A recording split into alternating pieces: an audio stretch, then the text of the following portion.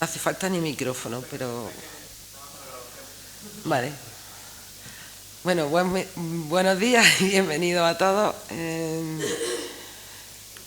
La verdad es que ya este es el final o la última sesión que tenemos con la formación que estamos aportando gracias a vosotros, a vuestra colaboración, a la asociación de AGIP, a la asociación de Itaca. Y gracias a ellos, gracias al director del patronato, gracias al jefe de servicio de visita pública, que al final, bueno, pues se está haciendo esto y creo que con muy buena aceptación y ya está. O sea, es que no puedo decir mucho más porque lo que tenemos ganas es de escuchar a Ángel Rodríguez, que nos va a contar muy bien cómo él ha trabajado en Torrebermeja, cómo también vamos a ver la importancia que tiene una actividad arqueológica y un estudio previo también, y un estudio durante una obra de restauración, un estudio arqueológico, además de histórico, artístico, para conocer lo que es el monumento, y en este caso, como dice su conferencia, el Avon entre Granada y la Alhambra, tema muy importante y que está ahí como siempre como un poco desconocido. Bueno, como hemos empezado un poquillo tarde, yo no me extiendo, os doy las gracias a todos y vamos a disfrutar con la charla. Pues muchas gracias, Carmela, y a vosotros, a las asociaciones de guías, a los guías también por el interés que tenéis en formaros y dar un servicio de calidad para nosotros, para los arqueólogos. Habrá que quitar ese, ¿no? Aquí está muy cerca. Vale, ahora sí. Para los arqueólogos o los historiadores es importante que nuestro trabajo tenga también una faceta de transmisión a la sociedad a través de labores de divulgación y, en vuestro caso, pues con vuestra actividad profesional. Como dice Carmela, bueno, yo vengo a hablar de Torrebermeja porque he tenido la suerte, junto con mi equipo, trabajo arqueológico casi siempre en equipo, no en individual, de participar en la obra de consolidación y restauración del complejo, del conjunto de Torrebermeja, y eso nos permitió estar 2 años muy cerca del edificio, acceder a sitios donde no habían podido acceder nuestros compañeros que hicieron los estudios previos, y de hecho contábamos con una base muy importante, tanto arqueológica como con esos estudios. Y el resultado al final, pues bueno, pues ha sido un conocimiento del edificio pues mucho más completo del que teníamos en un principio. Torrebermeja es un espacio que se abre ahora a la visita pública y para vosotros va a ser un elemento de interés, porque además sabéis, bueno, todos vivís en Granada, no sé si todos seréis o no de Granada, pero sabéis que si hay un edificio emblemático y enigmático en la ciudad es Torrebermejas, ¿no? Porque siempre ha estado cerrado al público, su propia historia es muy desconocida y la posibilidad de visitarlo siempre es un aliciente para los propios ciudadanos y sobre todo ahora, bueno, pues como una oferta nueva para todos los que visitan la Alhambra. Vamos a intentar daros unas cuantas claves de qué conocemos de Torrebermejas, qué es Torrebermejas, para que vosotros podáis organizar de la mejor manera vuestro trabajo. Puede resultar redundante lo puede parecer lo que vamos a hacer ahora, ¿no? Que yo voy a dar una parte teórica, que va a ser una explicación de la investigación arqueológica, y luego vamos a ir al sitio. Pero la clave va a ser en que ahora podáis obtener datos sobre la historia o la arqueología para poder interpretar adecuadamente el sitio, y luego cuando hagamos la visita, pues para que parte de las cosas que hemos visto aquí, que probablemente algunas queden así un poco confusas, lo veamos con más claridad sobre el monumento y tengáis bastante más claro cómo podéis organizaros con vuestros grupos. Bueno, como decía al principio, nuestra actividad, nuestra investigación surge a partir de ese proyecto, ¿no? Que es el de consolidación y conservación del edificio. Lo fue promovido por el Patronato de la Alhambra, el proyecto de restauración lo redactó Javier Gallego Roca, como arquitecto redactor del proyecto, y la dirección de obra fue de Antonio Martín, otro equipo de arquitectura. Para empezar a hablar del edificio, yo creo que como todos conocemos un poco qué es Torres Bermejas o qué idea tenemos de Torres Bermejas, yo quisiera plantearos o empezar a desmontar el mito de Torres Bermejas, ¿no? ¿Qué es lo que sabíamos, qué hemos pensado que es Torres Bermejas, qué nos ha dicho la historiografía que es ese edificio, para llegar al final a los resultados que ha aportado la arqueología? Por eso la primera parte de la conferencia yo la he titulado como el mito de Torres Bermejas. Normalmente todos o siempre se nos ha dicho que Torres Bermejas es un recinto que probablemente sea uno de los más antiguos de la ciudad de Granada, que está vinculado con la judería de la ciudad, como un castillo que la defendía o que la protegía. Y eso es un poco lo que siempre nos ha llegado de la historiografía tradicional. Vamos a hacer un recorrido a lo largo de la historia para ver cómo se ha ido formalizando ese mito. Hay un arqueólogo, un compañero nuestro, ya más mayor, que Juan Antonio García Granado, y él, en un artículo que es muy interesante sobre las murallas, un análisis historiográfico sobre las murallas de la ciudad de Granada, que se publicó en el año 96, os doy estos datos por si alguno queréis luego recabar un poco más de información. Se publicó en una revista de la Universidad de Jaén, se llama Arqueología y Territorio Medieval. Bien, pues él hace, como digo, una reflexión muy interesante, que os recomiendo, sobre el origen y la evolución de las murallas de la ciudad, y hace una reflexión que yo comparto, ¿no? Porque decía que sobre Torres Bermejas es el edificio más recurrente en la historiografía de la ciudad, pero el menos investigado, el que menos atención se le ha prestado por parte de los investigadores. Esa falta de atención no ha sido tanto por falta de interés, sino por las propias circunstancias que tenía el edificio. Como veremos, empieza siendo un recinto militar para acabar siendo una prisión y luego un espacio cerrado hasta que ahora vamos a poder visitarlo. Bien, ¿cómo se conforma el mito de Torres Bermejas? En primer lugar, tenemos que ir a los estudios, a los primeros trabajos que hacen una descripción de la ciudad de Granada. El primero que quizás nos habla de Torres Bermejas es Luis del Mármol Carvajal, la historia de la rebelión y castigo de los moriscos del Reino de Granada, que supongo que casi todos conoceréis.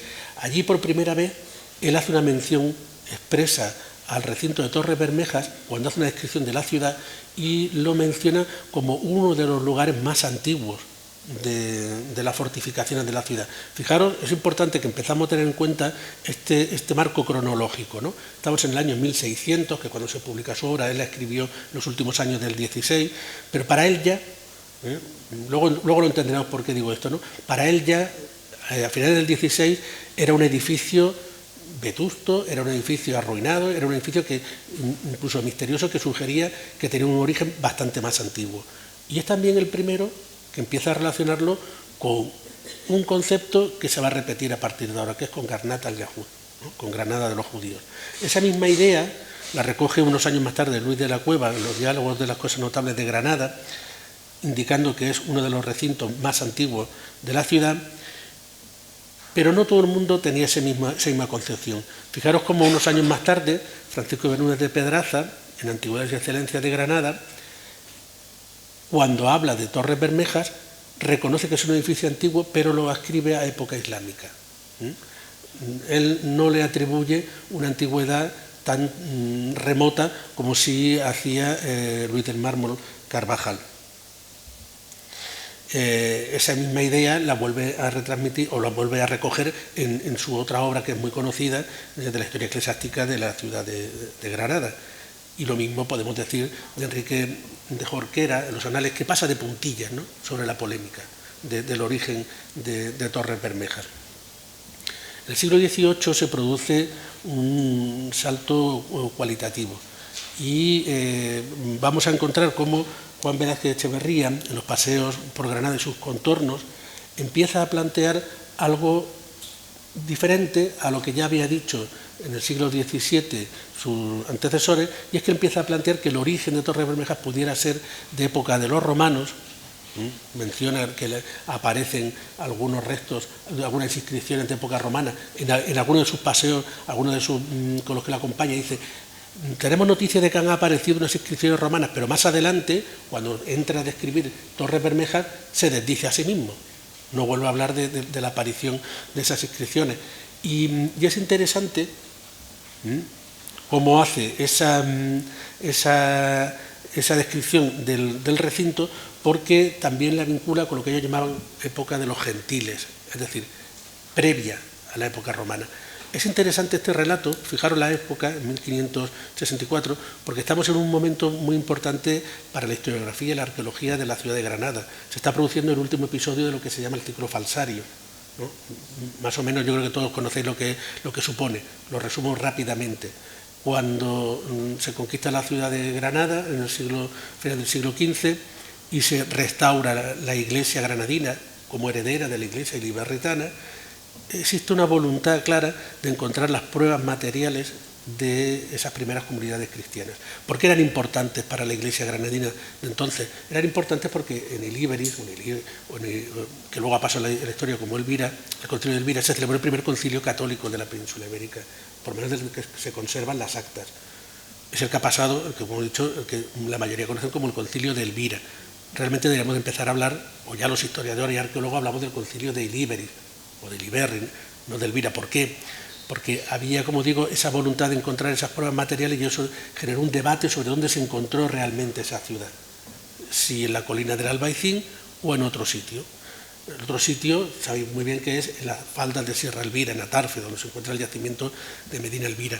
Bueno, pues ante esa necesidad de encontrar esas pruebas y demostrar que la iglesia libertana era la más antigua de la península ibérica, que eso a la postre le generaba beneficios económicos a la propia iglesia granadina, ¿no? La recepción de tributos, el no tener que pagar el voto de Santiago, como por ejemplo, ¿no? Entre las cosas que iban persiguiendo, como no encuentran esas pruebas materiales, se las inventan, ¿no? El primer episodio sabéis que es el de la Torre Turpiana, 1588. Al derribar el alminar de la mezquita aparece misteriosamente un escrito redactado por San Cecilio, primer obispo de Granada. Según la tradición católica, sabéis que San Cecilio es uno de los 7 varones apostólicos que llegó a la península ibérica, en fin. Entonces me ahorro toda esa historia. Y aparece ese escrito, aparece un pañito que dicen que es de la Virgen, en el que jugó las lágrimas, en fin, una serie de reliquias que evidentemente era una falsificación. El siguiente paso es el descubrimiento de esos restos en el Sacromonte y los libros plúmbeos. En la polémica de los libros plúmbeos, los libros el Vaticano los da como falsos, Inocencio XI los declara falsos, pero las reliquias las declara auténticas. Eso es lo que mantiene el hilo del Sacromonte hasta hoy día. Pero como era insuficiente, el último episodio se produce sobre estas fechas, unos 10 años antes de la publicación de Juan Velázquez de Echevarría, en el Albaicín, por Juan de Flores, que empieza a hacer unas excavaciones en la parte alta del barrio, descubre los restos de unos edificios de época romana, probablemente del foro o vinculados al foro, pero como no encuentra los restos materiales del concilio, hace una serie de falsificaciones que entierra y al día siguiente las descubre. Echeverría incluso también estuvo implicado en ese asunto. Por tanto, lo que está alrededor del buscar ese origen romano de todos estos edificios es demostrar la antigüedad de la iglesia iliberritana, ¿no? Bien. Bueno, aquí hay otro párrafo, como el que hace mención al edificio, que como os decía, primero dice que aparecen unas inscripciones de época romana que vincula con todo este asunto, que luego, como he dicho, se desdice, no vuelvo a hablar del tema, pero hay una cosa que es importante. Ellos mismos están viendo y están observando que en el propio edificio hay como 2 fábricas, al menos 2 fábricas distintas. Ellos perciben que ese edificio no es todo construido de una sola vez, sino que tiene 2 momentos constructivos distintos. Y la similitud que ellos encuentran, hablamos desde el siglo XVIII, entre la forma de construir la parte más antigua de Torres Bermejas, la asimilan a los restos que ellos están identificando como de época de los gentiles o de época romana en el Albaicín, que son la puerta de Hernán Román, el antiguo arco de la Puerta de Elvira o el puente del Genil. Es decir, las fábricas que hoy sabemos que son claramente del siglo XI. Para ellos en este momento eran los vestigios más antiguos arquitectónicos de la ciudad y los transmitían o creían que podían ser de esa época. En el siglo XIX ya se produce un salto cualitativo interesante, porque ya empezamos a abandonar el uso de los antiguos cronicones que están vinculados con las Sagradas Escrituras, y empieza a aparecer una historia, vamos de momento a poner entre comillas, científica, es decir, que se apoya en las fuentes históricas que no tienen ese origen eclesiástico. coincide con el momento en el que se empiezan a traducir textos árabes. Empezamos a tener información directa de los cronistas islámicos y se empiezan a recuperar todas las crónicas castellanas. Hay un trabajo muy interesante, lo cito aquí, que es el de Miguel Lafuente Alcántara, La historia de Granada, que seguro que también todos conocéis. Sabéis que es una obra en la que él, apoyándose en datos históricos, hace un recorrido por la historia de la ciudad, pero cuando no tiene datos históricos se los novela, o sea, se los inventa de forma novelada. Y al final podemos leer la historia de la ciudad como si fuera un cuento, ¿no? Y aquellas lagunas que no encuentra información, pues la rellena o bien con datos de la historia general de España o incluso con propias invenciones. Para el caso de Torrebermejas, nos dice que en el siglo IX ya estaba habitado y que fue el lugar donde se refugió Sáwar. Sáwar es un caudillo árabe que se enfrentó a los muladíes de Medina Elvira. El siglo IX es el siglo de la fitna, es el siglo de la guerra, de la primera guerra civil que se produce antes de la proclamación del califato, ¿no? Sabéis que el califato no deja de ser el momento de la pacificación de Al-Ándalus y estuvo precedido de este periodo. Bueno, la fitna en el entorno de la Vega se caracterizó por esa lucha entre muladíes y distintos grupos árabes. Pues según las traducciones que llegan a él y la interpretación que él hace, Miguel Lafuente Alcántara, el refugio de Sáwar fue Torrebermejas, ¿no? Incluso hay una historia en que lanzan unas flechas con unos poemas dentro de las fortalezas para asustar a los que están refugiados dentro, pero también sabemos, y vosotros sabéis, que ese mismo relato se atribuye a la Alhambra, ¿no? Que siempre se dice que la Alhambra se construye, y ese es el nombre, se construye porque Sáwar lo refortifica a la luz de las antorchas y que por eso le da todo ese... Bien, pues ese mismo relato histórico lo vamos a encontrar en unos casos atribuido a la Alhambra y en otros casos atribuido a Torrebermejas. ¿Por qué? Porque la traducción del árabe tampoco es tan sencilla, no es tan clara. Entonces queda un poco sujeta a esas interpretaciones. Pero como digo, ya Lafuente Alcántara nos está llevando el origen a época islámica y no nos lo está llevando a una época anterior. Luego también atribuye a Torrebermejas otro hecho histórico que es el conflicto entre almorávides y almohades del año 1145. Para entenderlo tenemos que saber que Granada es la capital de los almorávides en Al-Ándalus. Lo mismo que Sevilla se convierte en la capital de los almohades en Al-Ándalus, en la parte europea. Granada lo fue de los almorávides. Y de hecho es la última capital o la última gran ciudad en caer en manos almohades. Eso provocó una situación de conflicto en la ciudad que además tiene su huella arqueológica, y es que unas facciones se situaron en el Cerro de la Sabica y otras en el Alcázar. Sabéis que el Alcázar estaba en el Albaicín. Pues en ese conflicto, en ese lucha por hacerse con la ciudad, cosa que luego pasará también más adelante, hay un espacio que se queda expuesto, que es el Bajo Albaicín, desde la calle San Juan de los Reyes hasta el Darro. Nosotros, los arqueólogos, cuando excavamos normalmente en ese espacio, es muy frecuente que encontremos un nivel de arrasamiento vinculado a ese periodo, al siglo XII. Podemos encontrar restos de viviendas de época cirí, un momento de arrasamiento y un momento de reconstrucción posterior al siglo XII. Ese fenómeno se corresponde con este hecho. Pero como vuelvo a lo mismo, como las traducciones a veces son complejas, pues ese fenómeno, para Lafuente Alcántara, parte de ese fenómeno, lo localiza en Torrebermejas, como el espacio donde se refugia el caído, el representante del poder almorávide todavía en la ciudad. Esa misma idea sigue desarrollándose en el resto de obras que vamos a encontrar a lo largo del siglo XIX. Y aquí José Francisco de Luque, en este trabajo, él ya directamente vuelve a retomar la idea de Luis de Mármol Carvajal, que tampoco se había vuelto a citar con demasiado entusiasmo, y vincula la fortaleza a Garnat al-Yahud como recinto defensivo vinculado al barrio judío. Pero claro, ¿vinculado de qué manera? ¿Cómo debían entender ellos esa fortaleza vinculada a Garnat al-Yahud? ¿Para defender el barrio o para controlar el barrio de la judería? ¿No? Eso no dejan tampoco nunca de aclararlo. De todas formas, hago un paréntesis, yo he he querido aprovechar este momento también para, aunque no esté directamente o muy estrechamente vinculado a Torres Bermejas, plantearos cuestiones sobre la judería granadina, ¿vale?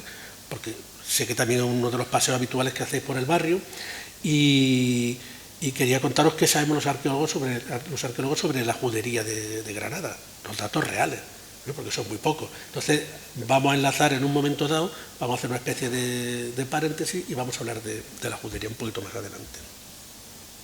Bien, Rafael Contreras, en 1878, sin embargo, plantea un posible origen romano de Torres Bermejas. Y lo plantea porque tienen las noticias en esa fecha de la aparición por debajo de Torres Bermejas, en un Carmen que había en el Mauror, de unas urnas de incineración de época íbera, del siglo II, suponemos que sean del siglo II antes de Cristo. La aparición de ese elemento pues empieza a hacer que los eruditos de la época vuelvan a retomar la posibilidad de un origen romano. Pero también, una vez que aclara que tiene un origen romano, volviendo a eso que os comentaba, que ellos mismos eran conscientes de la existencia de diferencias en las fábricas, lo vamos a ver nosotros ahora también cuando vayamos al sitio, plantea la existencia de dos fases de época islámica, vinculada a lo que ya sabíamos, lo que ha hecho la Fuente de Alcántara, al siglo IX, al siglo XII, pero también una reforma de la época de Carlos V. Ese dato, sin duda, será muy interesante. Y hace una descripción que ya nos está indicando por la fecha, ahora luego veremos los datos históricos, también lo vamos a entender mejor. Estamos en 1878. Hace esa descripción y nos dice que en Torres Bermejas hay un aljibe, un hermoso aljibe, cuadras subterráneas para 40 caballos y habitaciones para 200 de soldados. Bueno, y dice que es una fortaleza para él unitaria, construida toda en época árabe, tal como lo podemos ver. Este relato de cómo es Torres Bermejas nos está diciendo que él no entró nunca en Torres Bermejas. Ahora cuando veamos Torres Bermejas lo veréis, porque no existe un aljibe hermoso en Torres Bermejas. Ahora lo podemos comprobar, sí existen unas cuadras, pero parece ser que él hablaba un poco de oídas. O si entró como se podía entrar en el momento en el que Torres Bermejas, en ese año, 1878, ya se había transformado en prisión militar. Entonces el acceso no era habitual ni fácil para todo el mundo. Este mismo problema que vamos a encontrar en Rafael Contreras, cuando leemos su obra, lo vamos a encontrar en otros autores. Siguiendo el mismo debate sobre qué significa Torres Bermejas y la cuestión del origen de la ciudad, el siguiente hito historiográfico es esta obra que también seguro que conocéis muchos, del lugar donde fue Ilíberis, de Leopoldo Aguilar, que enlaza directamente también con esa polémica sobre el origen de la ciudad. Leopoldo Aguilar en este trabajo intenta crear o construir una hipótesis unitaria, en el que contentara tanto a ilbiristas, es decir, los que sostenían que la ciudad se encontraba en Atarfe, como a los alcazabistas, los que planteaban que la ciudad romana se encontraba en el Albaicín. Y para él, claro, ahora lo vemos y es como todo como un poco una especie de disparate, ¿no? Para él todo era lo mismo. Para él Granada, Garnat al-Yahud, Medina Elvira y la Medina de Granada de época nazarí era todo lo mismo. Simplemente que estaba colocado en distintos sitios, ¿no? Decía que en el Albaicín se encontraba Ilíberis, que en el Realejo estaba Garnata y que tiene sus respectivas fortalezas, y hace un revolutum ahí para intentar explicar esa cuestión. Y en ese contexto es donde entra Torres Bermejas o el Castillo del Mauror, que lo interpreta efectivamente como la fortaleza que controlaba el arrabal de Granada, entendiendo que para él Garnata era el Realejo. Un poco más adelante, en el 85, Francisco Pi Margall vuelve a referirse a Torres Bermejas y él le atribuye, va más allá que todo esto, y le atribuye un origen fenicio. Pero él se apoya en esas urnas íberas que os he comentado que aparecieron. Estamos en un momento muy incipiente de la arqueología y todavía no está muy bien fechado ni ajustado cronológicamente todo ese tipo de cultura material, ¿no? Entonces, pues para él eran elementos propios de la cultura fenicia. No es tan extraño, ¿no? Porque incluso Gómez Moreno, en alguna ocasión, en alguna parte de su guía, dice que el origen de la ciudad es un origen fenicio, ¿no? O puede ser un origen fenicio. Para ellos un origen fenicio, nosotros hoy vamos a cambiarle el nombre. Ellos lo que querían decir era un origen íbero, ¿no? Teniendo en cuenta que los íberos es el resultado de esas comunidades de la prehistoria reciente que en conexión o a través de la influencia cultural de fenicios entran en otro proceso histórico distinto que es la formación de esa cultura, ¿no? Bien, y ya llegamos a uno de los hitos que todos conocemos y vosotros usáis seguro que mucho, que es la guía de Gómez Moreno. Él, que siempre se ha caracterizado por usar una información de primera mano fidedigna, es quizá uno de los primeros que con mayor rotundidad dice que no existe en Torres Bermejas nada anterior a época islámica. Él sabe que es una construcción de época medieval. Sin embargo, lo relaciona, como veis que en los hitos que yo he colocado ahí, con los acontecimientos de época emiral, retomando toda aquella información de la fuente Alcántara, que no deja de ser una fuente muy importante para él. Su estado actual considera que es producto de las reformas de época nazarí y da un dato interesante, y es que dice que en el siglo XVI se le hacen reformas, en concreto en 1540. Se refiere exactamente a la gran bóveda que cubre la gran sala que veremos luego de la segunda planta. Esto es curioso, ¿no? Porque él está diciendo que la fisonomía general de Torres Bermejas es resultado de las reformas nazaríes, sin embargo que la bóveda se hace en el XVI, y luego cuando nosotros vayamos in situ veréis cómo existen diferencias notables, ¿no? O sea, no casaba demasiado bien esa explicación. Le pasa lo mismo que al anterior autor que hemos visto, que a Contreras, es que él tampoco visitó Torres Bermejas. Él vuelve a decir que hay unos aljibes muy grandes, con dos grandes naves. No son los aljibes, son las caballerizas del recinto. Por tanto, en 1892, Gómez Moreno tampoco visitó Torres Bermejas, porque era prisión militar. Simplemente, o si lo visitó, entraría en un momento dado y saldría, porque además esos espacios estaban ocupados por celdas, con lo cual pues se va configurando también esa imagen a través de lo que nos han dicho y de lo que creemos ver. Como veis, es que ha sido siempre un recinto muy aislado para la ciudad. Ya en el siglo XX, Seco de Lucena, en este trabajo, hace bueno, si habíamos hablado de que Leopoldo Aguilar hace una mezcla de todas las hipótesis, es verdad que todas las hipótesis partiendo de la traducción de las fuentes árabes. En este trabajo Seco de Lucena lo mezcla absolutamente todo y lo confunde absolutamente todo, con lo cual no es una referencia para nada viable. Yo os digo, bueno, que funciona de manera desordenada todas las hipótesis, ¿no? Y no quiere dejar nada atrás. Incluso introduce datos nuevos como que se ha mencionado solamente de pasada en algunos casos, en el siglo VIII, cuando el emir dependiente de Damasco, Yusuf Infiri, es depuesto por Abderramán I, dicen las fuentes que se refugia en una almunia, una daya que tenía en Elvira, en el antiguo territorio de Elvira. Bueno, pues se ha querido ver, o él quiere ver, que ese lugar donde se refugia es Torres Bermejas. O sea, con lo cual introduce un elemento más de confusión en el sitio. Pero no todo es generar esa mezcla de información, porque en el 66 Jesús Bermúdez Pareja, al hacer este trabajo sobre la recuperación del solar de la Alhambra, intenta poner un poco de orden a partir ya de los datos arqueológicos. El edificio pasa a poder del patronato en el 62, y es a partir del 62 1962, y es el momento en el que se empiezan a hacer los primeros trabajos de restauración y de exploración arqueológica. Prieto Moreno y Jesús Bermúdez son los principales, o son los que participan en ese tipo de intervenciones. Tenemos un hándicap en ello, y es que no nos ha llegado ninguna información concreta de esos trabajos arqueológicos. Pero sí, Jesús Bermúdez, ya sí, en su observación directa del sitio, sí deja clara algunas de las cuestiones que vamos a ir viendo. Primero, lo atribuyo como algo posterior al siglo XIII, atribuye unas obras importantes al siglo XVI y llama la atención por la existencia de esos bordillos funerarios que todos llamamos macabrillas.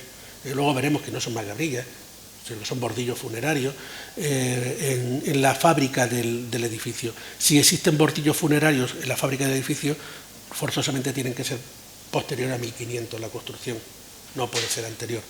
Bueno, luego in situ lo veremos. Y por último, yo citaría un trabajo de un compañero vuestro, de Juan Antonio Vilar, que guía e historiador, que ha trabajado muchísimo sobre los fondos documentales de la Alhambra, y en este trabajo en concreto pues recopila realmente todos los datos históricos que se conocen de la evolución del edificio. Aquí ya hemos desterrado gran parte de toda esa información que se basaba en opiniones o más que en datos concretos, pero todavía faltaban, bueno, pues, confirmar algunos datos a través de la arqueología. Por tanto, las ideas, si lo resumimos, ¿cuál es el mito de Torres Bermejas? Es que primero es la fortaleza más antigua de Granada y que está en origen con la ciudad, que su aspecto actual se corresponde tal como la construyeron. Eso es una casi constante en todos los que han hablado de Torres Bermejas, es decir, que esa forma de 3 torres y ese baluarte delantero, pues para todos es el diseño original del recinto, que se vincula con Garnat al-Yahud y con la comunidad judía, como hemos dicho, que fue refugio de Yusuf al-Firi en el siglo VIII y después baluarte de Sawar. Es decir, si vais viendo todos aquellos episodios que forman parte de la historia de la ciudad, todos acaban confluyendo en ese mismo lugar, ¿no? Y como vemos, casi por la falta de datos concretos y por la inaccesibilidad del sitio. Pues como no podemos entrar y se nos convierte en un lugar misterioso y no sabemos dónde sucedieron todos estos acontecimientos, pues unimos las dos vertientes y todo sucede, curiosamente, en Torres Bermejas, ¿no? Que Alamar, fundador de García Nazarí, lo reformó y lo conectó con la Sabica.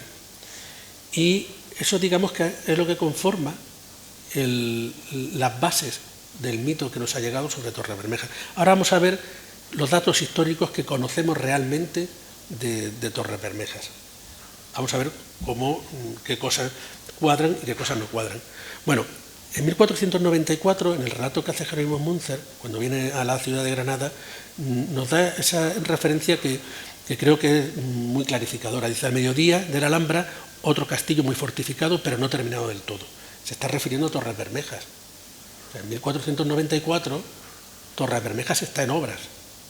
Ahora veremos con datos de archivo de qué manera está en obras. Por tanto, y ahora entenderéis cuando yo os decía al principio cómo a finales del siglo XVI, tan cercano del proceso de construcción, se había olvidado por completo que ese edificio se había construido a finales del siglo XV y en el XVI.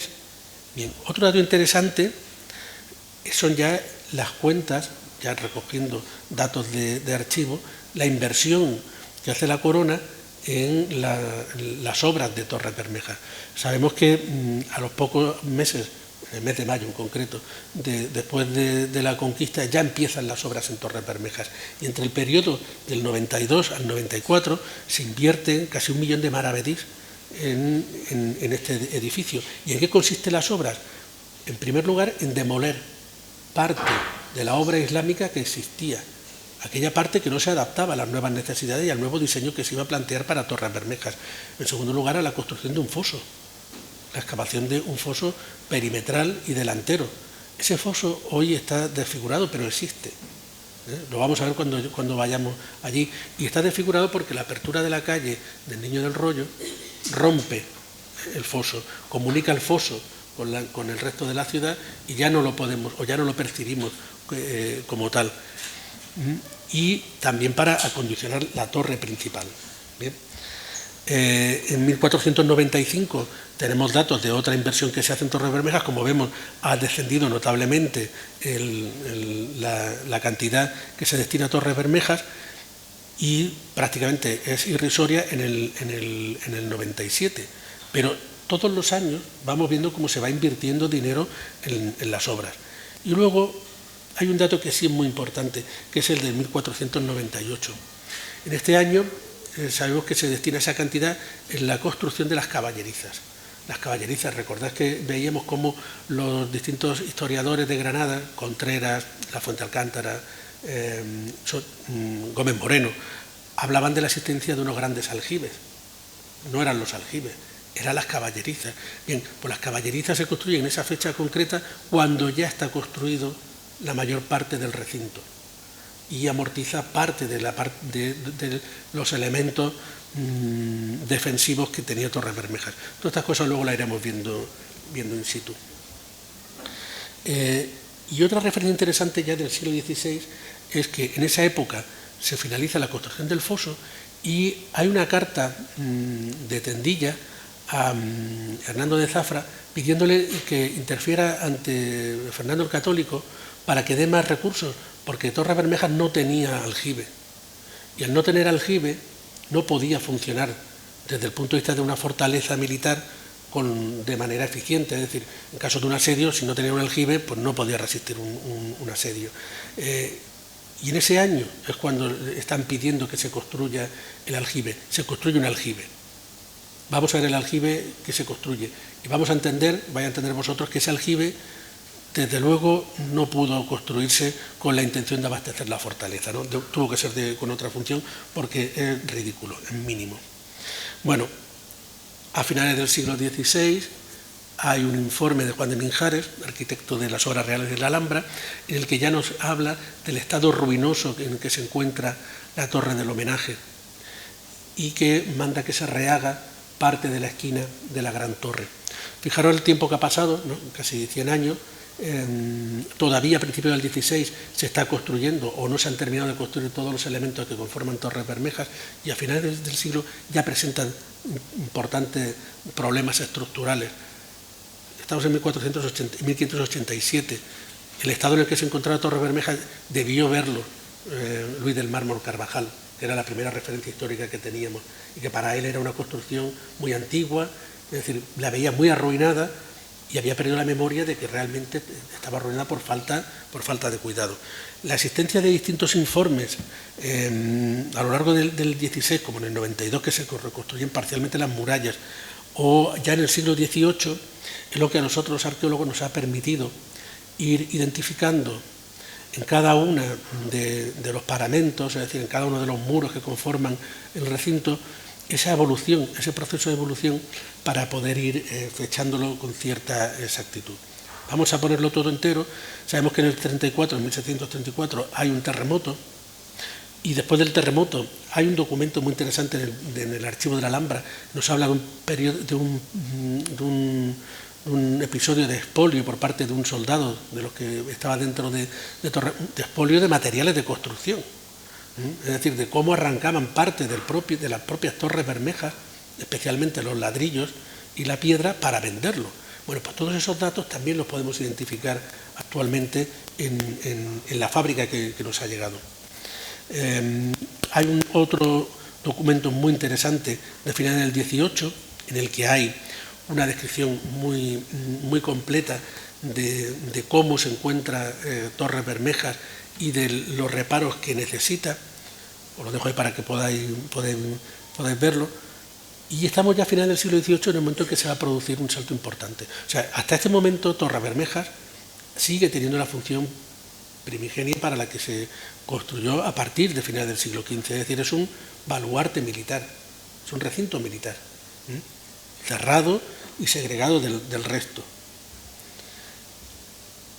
Parece que a principios del siglo XIX, a pesar de lo que se dice, la invasión napoleónica no produjo importantes daños en el edificio, lo ocuparían sin mucho más, y volvemos a ir encontrando distintos informes que, como digo, nos van hablando del estado en el que se encuentra, y no será hasta 1870 cuando se traspasa al Estado. hasta entonces pertenece a la corona. Pasa al Estado como pasa buena parte del recinto de la Alhambra.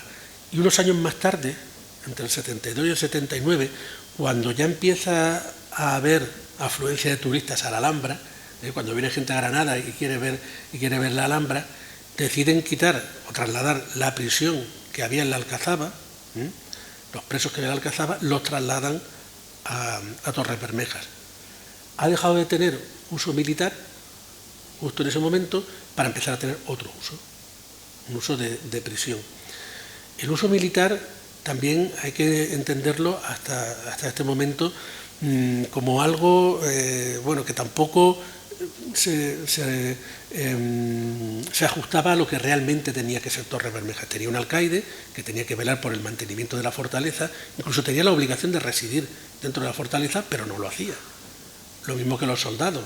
Tenía que haber una guarnición de un número concreto de soldados, pero no había los soldados que tenía que haber, ni siquiera las armas, los bastimentos que tenía que tener la fortaleza. De hecho, en el siglo XVIII Torres Bermejas acaba convirtiéndose en una especie de casa de vecinos para los propios soldados, para los familiares de los soldados, ¿no? Entonces, a partir de esta fecha, los expulsan a todos, porque además se había convertido en un lugar pues, donde se reunía o se juntaba quizás la parte peor de la ciudad, el lumpen de la ciudad, solía irse a la parte de Torres Bermejas y deciden clausurarlo, convirtiéndolo, como digo, en prisión. A partir de aquí vamos a encontrar documentación muy importante. En el 78 ya hay un proyecto de remodelación de este arquitecto, Miguel Navarro Azcarca, y hasta el 62, hasta 1962, en todo ese periodo, se ha utilizado como prisión militar. Puntualmente se ha utilizado también como prisión para mujeres, pero bueno, es durante un periodo de tiempo muy corto. En el 62 retorna a la jurisdicción de la Alhambra, ya como patronato de la Alhambra, y es donde se empiezan los distintos trabajos de exploraciones arqueológicas de Prieto Moreno, de Jesús Bermúdez Pareja, y los distintos proyectos que se han ido llevando a lo largo del tiempo. El proyecto que se hace en el 78 para convertir Torres Bermejas en prisión, tenemos la suerte de que se ha conservado. Tenemos esos planos. Van a ser muy importantes. Los traigo, los dejo aquí, porque vamos a tener que recurrir a ellos en más de una ocasión. Porque nos van a hacer comprender muy bien cómo funcionaba Torres Bermejas y nos van a explicar cosas que no se entendían o que no entendíamos cuando empezamos las distintas intervenciones. No entendíamos nosotros ni entendían nuestros compañeros que nos precedieron, simplemente porque no teníamos o no conocíamos esta información. Por ejemplo, se pensaba que esta torre, la Torre Sur, era una torre que podía estar maciza. Bueno, vemos como no, era una torre que estaba hueca. Vamos a encontrar otro elemento que no existía. Hoy existe porque se ha recuperado después de las excavaciones arqueológicas, pero que Prieto Moreno, no sabemos muy bien por qué ni qué le llevó a hacer eso, demolió este muro de aquí que formaba la entrada, una de las entradas, digo una porque luego hablaremos de las entradas, una de las entradas históricas a la Torre Bermejas. ¿Veis? Había un muro delantero, se unía a la Torre Norte, se entraba, había un patio interior y se pasaba haciendo un recodo al interior del recinto. Esta puerta es la que se conserva hoy y la puerta por la que se entra. Pero este patio había desaparecido. Prieto Moreno había demolido todo este elemento. ¿Por qué lo había demolido? Bueno, yo creo que lo demolió porque él pensaba que eso era una reconstrucción posterior a época islámica y él pretendía recuperar el volumen, las aristas propias de la fortaleza medieval. Claro, estamos viendo que él tiene una idea, él está cogiendo las ideas que él ha leído de Gómez Moreno, de la Fuente de Alcántara, no tiene muy claro qué es Torres Bermejas. Y vamos a encontrar elementos, o este plano nos va a ir contando cómo era la división interior, con estos muros, estos tabiques, y cómo tuvieron que demolerlo. Vamos a fijarnos también en este elemento en planta alta, que aquí hay un corredor. Luego cuando vayamos in situ lo vais a entender muy bien, porque ¿cómo se entraba a la torre norte? A esta torre. Bueno, vemos que en planta baja tiene una puerta. Ahora más adelante veremos por qué os digo esto. No lo avanzo de momento. Bueno, estos planos, como veis, nos siguen aportando información muy importante, ¿no? Con esos elementos entre plantas que vamos a ver los restos allí. Y fijaros cómo aquí tenemos la representación de la puerta, esa puerta que hizo desaparecer Prieto Moreno. Tenía un arco de herradura que representaba o que parecía un arco de época árabe. Gómez Moreno sí lo conoce y sí lo describe, pero como digo, Prieto Moreno decide eliminarlo. Bien, antes de meternos en la excavación, si os parece, hablamos un poco de Garnat al-Yahud y hablamos de qué relación tiene Torres Bermejas con la Granada de los judíos. Siempre se plantea, o al menos yo así lo veo, estoy seguro que la mayoría de los que estáis aquí, como sois guías que tenéis formación, lo que voy a contar lo sabéis, pero bueno, no está de más que vayamos sobre datos históricos y datos arqueológicos concretos. Garnat al-Yahud es invisible, o sea, arqueológicamente no se puede identificar.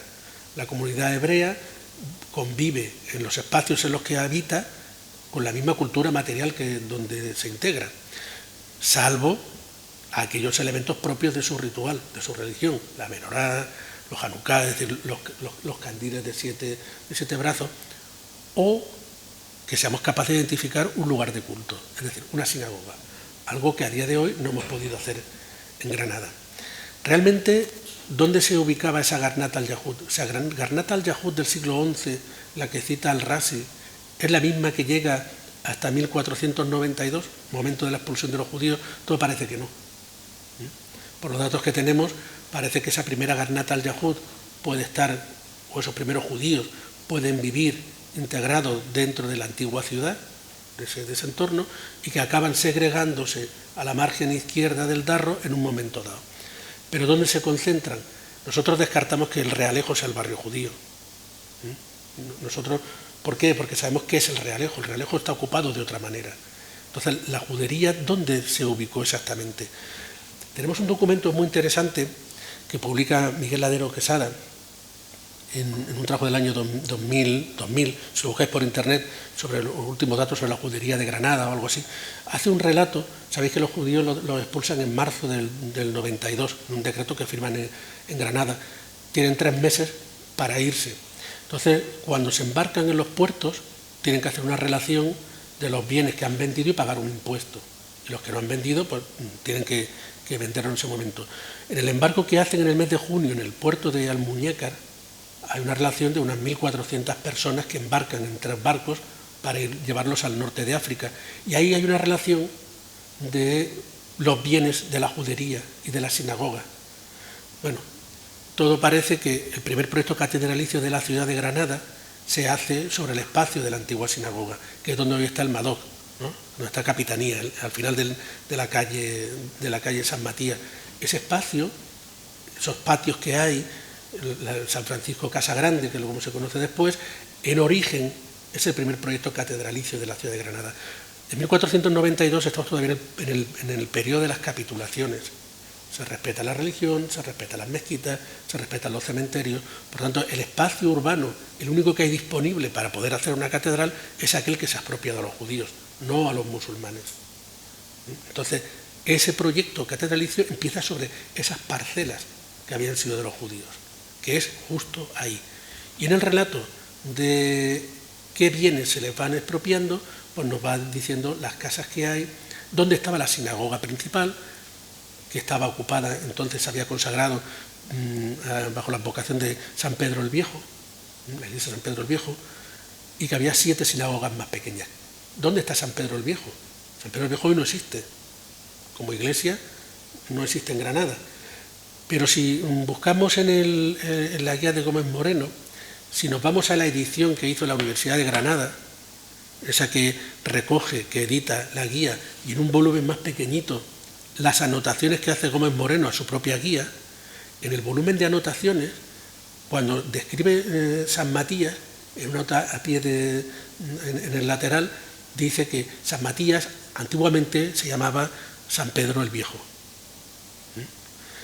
¿De dónde sacó el dato Gómez Moreno? No lo sabemos, probablemente de algún archivo del Cabildo, pero no, los que nos dedicamos a la historia y la arqueología no hemos encontrado esa referencia. Pero él dice que San Pedro el Viejo era la antigua iglesia de San Matías, que cambia la vocación de San Matías cuando Carlos V viene a Granada y la refunda bajo ese santo al cual era muy devoto. Por tanto, la sinagoga principal debió ser San Matías, y el entorno de la judería debió ser, como lo he marcado aquí, el entorno de la calle San Matías, calle Varela, calle Jesús y María, ese conjunto de calles, no más.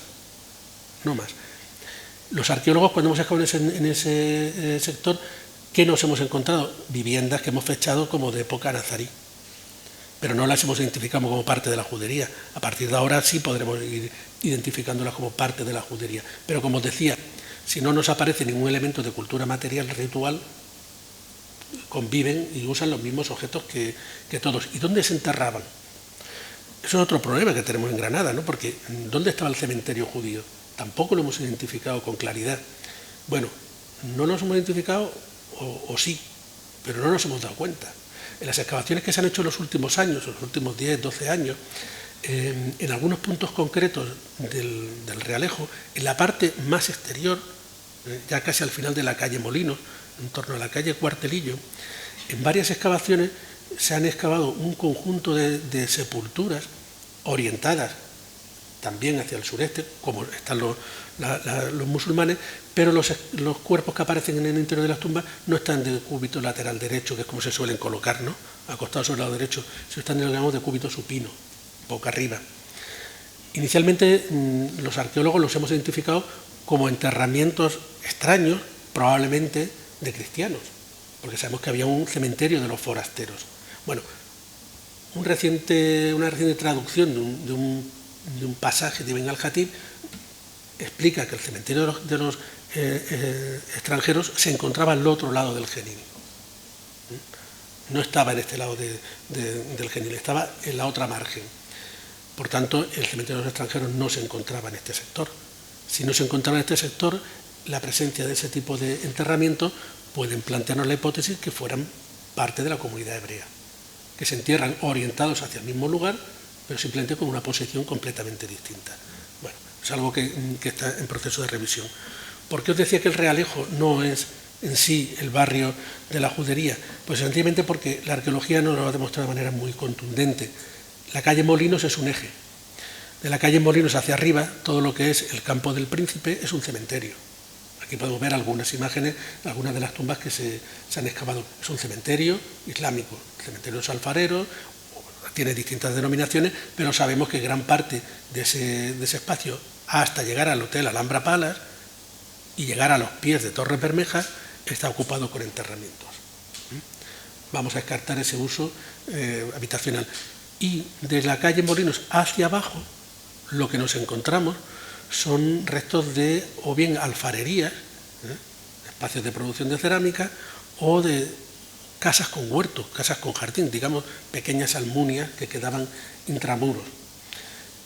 Por tanto, está claro que todo el barrio del Realejo tiene otra función distinta a la que siempre le hemos dicho, y que esa judería estaría ubicada donde os he comentado, en el entorno de la calle San Matías. De esta manera carece de sentido que sigamos pensando que Torres Bermejas era una fortaleza vinculada a la judería, ¿vale? Bueno, yo tenía ganas de hacer este inciso simplemente para contaros un poco cómo lo vemos los arqueólogos. En este plano quiero un poco, además justificar eso que os acabo de decir, ¿no? Vamos a ver el uso de los distintos del suelo en la margen izquierda del Darro, y solo en este pequeño ámbito es donde se concentraría esa judería, por lo menos en 1492. Vamos a volver a Torres Bermejas, ¿vale? Si tenéis alguna duda, por favor me interrumpid, así que me doy un respiro también, ¿eh? Bueno, sí. Sí.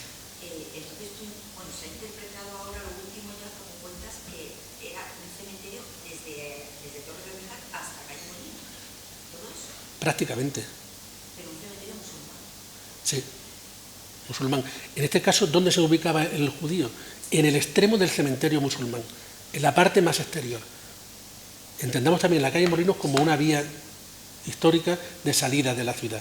Pasaría por la Puerta de los Molinos y ya bajaría hasta donde nos encontramos, lo mismo que hacemos hoy, el Paseo del Salón. Todo ese cementerio es un cementerio islámico. desde el siglo XII hasta el siglo XV. Pero el único sitio donde han aparecido tumbas, como os digo, orientadas hacia el sureste, ten en cuenta que unos orientan hacia la Meca y otros hacia Jerusalén. Desde aquí están en el mismo sitio. La orientación es la misma, pero en una posición que no es ritual islámica, solamente se han encontrado en el extremo de la calle Molinos, en torno a la calle Cuartelillo, por debajo de la Escuela de Arquitectura y antes de los hotelitos de Belén. Bueno, pues, y que además coincide con el último punto donde nosotros documentamos tumbas. Pues ese lugar parece ser que es el que se eligió para enterrarse la comunidad hebrea, que además es coincidente con su costumbre de si no tienen un cementerio propio, situarse en el extremo del otro cementerio para tener el menor contacto posible con los demás. Sí.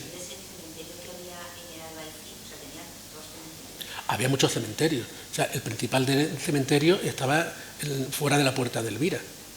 Eso lo sabéis. Llevaba de la Puerta de Elvira, subía por toda la calle Real de Cartuja, prácticamente bajaba por la cuesta de la Cerveza Alhambra y por la parte más baja llegaba hasta la calle Ventanilla, hasta justo la iglesia de San Juan de Dios. Eso, por un lado, dentro del Albaicín había varios cementerios más pequeños. ¿Pero son todos de la misma época? No, todos no. Hay algunos que tienen una vida muy prolongada desde el siglo... Estamos viendo ya, porque en algunos casos se hacen dataciones con carbono 14 desde el siglo X hasta el siglo XV, pero otros son espacios que luego se quedan dentro de la ciudad cuando crece y se abandonan. ¿Vale? ¿Tú me preguntas algo? ¿La Antequeruela Alta? No. Yo creo, vamos, por lo menos en 1492 el barrio judío tendría como límite, por un lado, la actual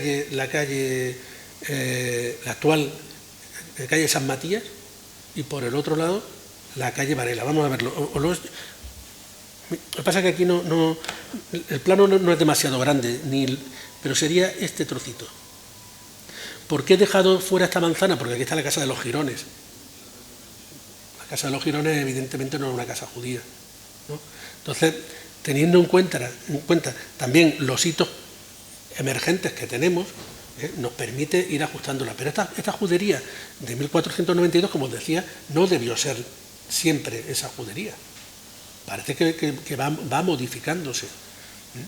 Pero yo sí quería transmitiros para que además esta historia que hay un museo judío y tal, bueno, porque es una cosa un poco ahí forzada, ¿no? Al menos desde el punto de vista arqueológico, Sí. Sí.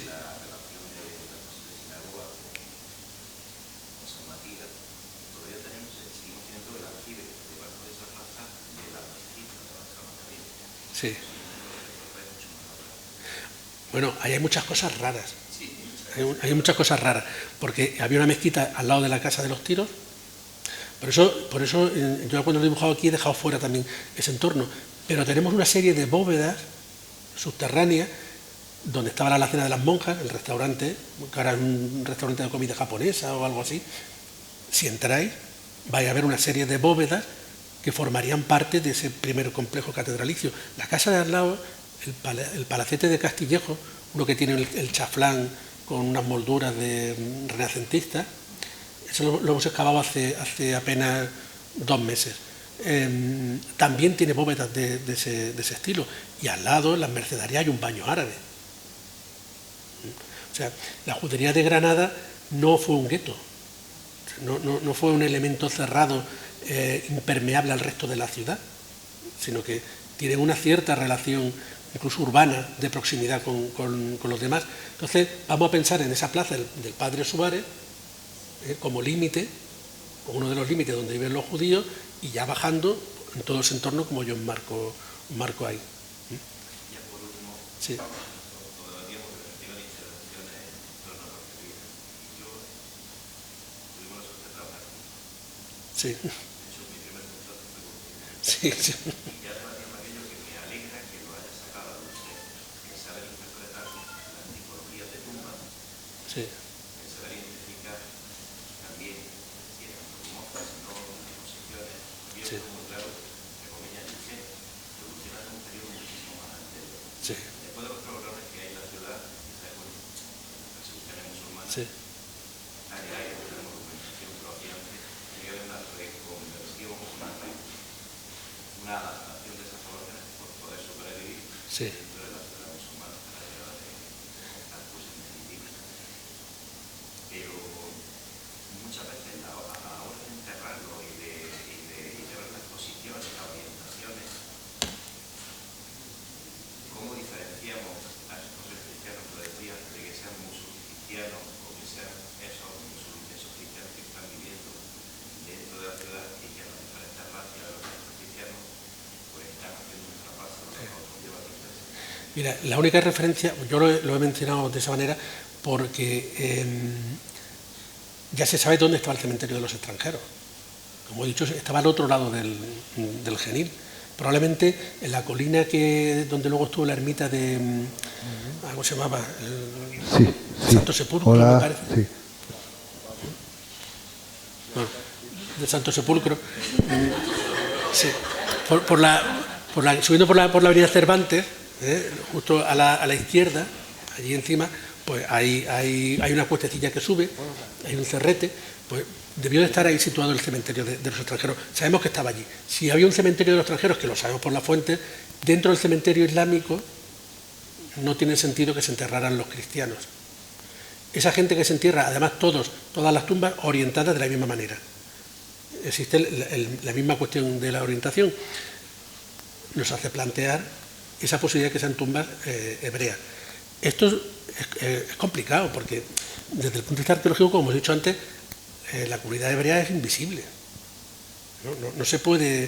No podemos detectarla salvo por esto, pero tenemos la mala suerte de que en el caso de Granada no tenemos ni un maldito epígrafe hebreo, cosa que en Lucena sí, a pesar de los problemas que genera la interpretación, si el epígrafe apareció reutilizado o no, pero apareció. Pero tú sabes que hay ese debate de si esa pieza está reutilizada o está colocada ex profeso para ello. Pero a partir de ahí es por donde lo planteamos. Y yo lo quería plantear sobre todo para que vosotros cuando vayáis, hagáis vuestras visitas, pues contéis con un poquito más de información dónde estuvo Garnat al-Yahud y qué era Garnat al-Yahud, ¿no? Y sobre todo Torre Bermeja, porque fijaros, incluso Gómez Moreno en su guía decía en un momento dado, las inscripciones, las lápidas que se ven, por eso yo decía, él las veía desde abajo. Hay epígrafes de las tumbas hebreas. Pues nosotros de las primeras cosas que hicimos al entrar a trabajar en Torre Bermeja, que hicimos un estudio, ahora lo veréis, de todos los elementos epigráficos de tumbas reutilizadas, es buscar esos epígrafes hebreos, porque hubiera sido una gran noticia. No sé si contabilizamos 135 bordillos funerarios reutilizados en el edificio y son todos islámicos. No hay ni uno hebreo. Es decir, era más el querer ver que era judío, lo que decía lo que decía Gómez Moreno, que la realidad. Pero era por esa vinculación, ¿no? Es decir, Torre Bermeja está vinculado a la judería porque defiende a la judería o controla a la judería. Pero luego lo veremos, vamos a ir hacia adelante, vamos a ver cómo Torre Bermeja nunca ha tenido nada que ver con la judería. Nada que ver con la judería. Pero yo agradezco que me hagáis estas interrupciones y además, bueno, aprovecháis ya que yo soy arqueólogo, cualquier duda que tengáis de lo que hacemos en Granada, pues yo la medida que lo sepa lo cuento. Dime. Me parece muy interesante lo que has comentado del cementerio de los extranjeros, que dices que más especificaba donde Cervantes... Sí, sí. ¿Donde la calle del Santo Sepulcro o como sí, debajo sí, efectivamente. del Parque Quintana, Antes justo entramos... ¿O dónde se ha hecho una excavación o en base a qué? Como que visualice ese lugar en alguna base, obra. No, en base a es que no tengo aquí la referencia exacta, pero luego si queréis, yo os prepararé una bibliografía de estas cuestiones. Hay una arabista de la Universidad de Cádiz que se ha dedicado a ir traduciendo. El segundo apellido es Basanta.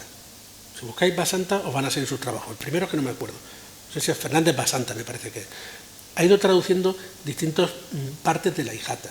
Es que la Hijata, la obra principal de Ben al-Khatib, pero es una obra que no está traducida en su totalidad. Ahí hay muchísima información para conocer cómo era Granada en época nazarí. Y este arabista ha ido traduciendo pequeños fragmentos relacionados con la ciudad de Granada.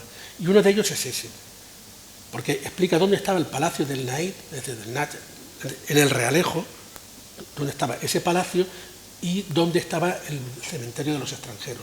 Y habla que estaba enfrente del palacio, ese palacio podría ser el Cuarto del Santo Domingo, estaba enfrente del palacio, al otro lado del río, subiendo una pequeña colina. Por eso te digo que excavaciones, ninguna. Esa es la pregunta, si Ninguna. en alguna A día de hoy, construcción o ninguna. reforma se había encontrado algo. No, que porque hubiese- fíjate, además ese espacio está fuera del casco histórico, con lo cual no hacemos intervenciones arqueológicas. ¿Vale? Es otro problema. ¿Avanzamos un poquillo? ¿Sí? Venga. Vale. Bueno, yo sabía que el tema de los judíos os iba a llamar la atención. Porque es interesante. Bueno, a partir de, como hemos visto, del 62 se hacen distintas obras que nos permiten conocer la historia del edificio. Prieto Moreno hace unos primeros proyectos de rehabilitación que nos facilitan una información muy interesante. Fijaros cómo el tío aquí, ¿veis? Ha dibujado con puntos, con líneas de puntos, la puerta, pero ya aquí, bueno, la tiene dibujada entera, pero ha demolido todo esto. ¿Lo veis? Ha hecho desaparecer ese arco árabe que veíamos y ese patio que hacía recodo. Lo ha hecho desaparecer. Y fijaros otra cosa interesante. Luego cuando vayamos arriba lo entenderéis. Todo el mundo cuando sube acaba diciendo, pues no era tan descabellado Prieto Moreno. Aquí colocaba un ascensor. Porque aquí se quiso hacer un restaurante. Entonces, bueno, sabéis que Prieto Moreno era muy de eso, ¿no? Lo mismo que la silla del Moro, que también la rehizo entera pues, para darle un uso turístico. Bien. Vamos a centrarnos ya en nuestra excavación, ¿vale? Bueno, esperaros. Nosotros partimos de unos estudios previos, que son los que encarga el patronato para la redacción del proyecto. Hay una excavación arqueológica que se hace entre el 2011 y el 2012, un estudio de paramentos que lo hace un equipo de arquitectura, un estudio histórico-constructivo que se encarga un arquitecto, a Fernando Acale, que seguramente casi todos conocéis, también por su trabajo, pues tiene una vertiente histórica muy útil para nosotros, y el estudio histórico que lo encarga vuestro compañero Vilar. Bien. La excavación arqueológica, en teoría, debía de haberse enfocado a resolver los problemas que planteaba el proyecto de consolidación y conservación de Javier Gallego Roca, ¿no? Pero es verdad que en esa época mis compañeros se dedicaron más a intentar despejar todas esas dudas que hemos hablado antes sobre el origen de época emiral, el origen romano, esas cuestiones que hemos visto que eran muy mitológicas, más que en centrarse en el proyecto. Y hacen una gran excavación en la entrada. Y ellos ya ven y recuperan, como podemos ver, parte de esa muralla que había demolido Prieto Moreno. No solo recuperar la muralla, sino que también ellas identifican que hasta la misma puerta, hasta el mismo recinto de Torres Bermejas, llegaban las tumbas del cementerio, este gran cementerio que, como os he dicho, arrancaba desde el Campo del Príncipe. Bien, visto un poco el concepto mitológico de Torres Bermejas, los datos históricos que sabemos, la información previa que se ha ido generando, vamos a ver ya en concreto Torres Bermejas, ¿no? La descripción. Esto, como digo, puede parecer redundante porque lo vamos a ver in situ, pero bueno, yo creo que es interesante que yo os cuente algunas cosas de lo que hemos hecho, porque allí ya no las vamos a ver. En primer lugar, ¿qué elementos forman Torres Bermejas?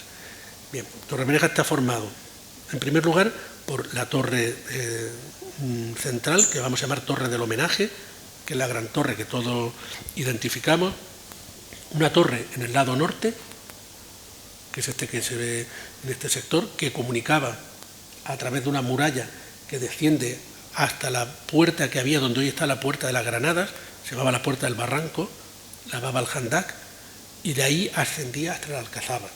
Es decir, había una línea de comunicación entre Torres Bermejas y la Alcazaba en un momento dado. Luego lo veremos. Una torre hacia el sur, que es esta que hay aquí, que hacía lo mismo, pero conectando con la muralla urbana y llegando hasta Vivataubín, donde había otro baluarte, un patio de armas en el centro, una gran barrera artillera con baluarte, que es este elemento que vemos aquí, por delante de Torres Bermejas, las caballerizas, que es la amortización funcional de parte de la barrera artillera, que hemos visto que se hace en 1498, es decir, apenas 6 años después de haberse construido, ya están cambiándole el uso, ha perdido ese uso militar, y en la parte delantera un foso que hoy no identificamos, ¿vale? Vamos a ir viendo algunos detalles de cada uno de esos elementos. El primero, y quizá llamativo y para mí de extraordinaria importancia, luego allí lo vamos a ver también, es la torre norte y la conexión con la Alhambra. Es una torre que ya aparece reflejada en todos los grabados históricos, y en este especialmente podemos ver cómo, aquí tenemos la torre norte, fijaros que este grabado, que es del siglo XVII, aquí vemos perfectamente el muro que tira Prieto Moreno, vemos la fachada de Torres Bermejas con su puerta y su almena,